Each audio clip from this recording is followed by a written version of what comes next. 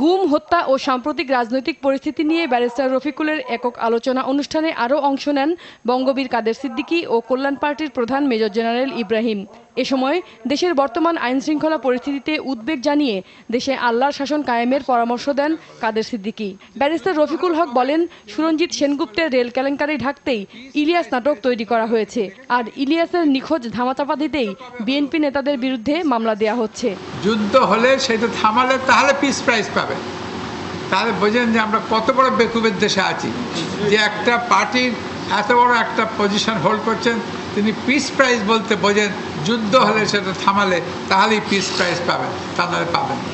তো এই যে একটা মানি লোককে অসম্মান করা, এর চেয়ে জঘন্য জিনিস আমাদের আর কিছু নাই। তো Dilip Barua, with all respect, professor ইউনুসের নোকের যোগ্য নয়।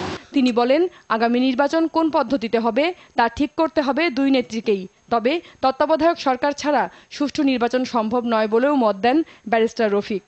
টেম্পোরারি গভর্নমেন্ট বলেন, ইন্টারিম গভর্নমেন্ট বলেন, কোয়ালিশন গভর্নমেন্ট বলেন, যে নামেই বলুন, তত্ত্বাবধায়ক সরকার যদি এত অ্যালার্জি হয় আমাদের মাননীয় প্রধানমন্ত্রী, বাদ দেন তত্ত্বাবধায়ক সরকার, অন্যভাবে বলুন।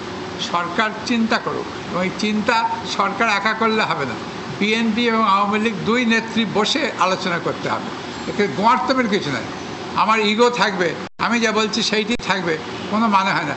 দেশের স্বার্থের ওপর ব্যক্তিগত স্বার্থ আসে না, দেশের স্বার্থের ওপর পার্টির স্বার্থ আসে না। শেখ হাসিনা টাকা দিয়ে নোবেল পুরস্কার নিতে চেয়েছিলেন, মির্জা ফখরুলের এমন বক্তব্যের বিরোধিতাও করেন প্রবীণ এই আইনজীবী।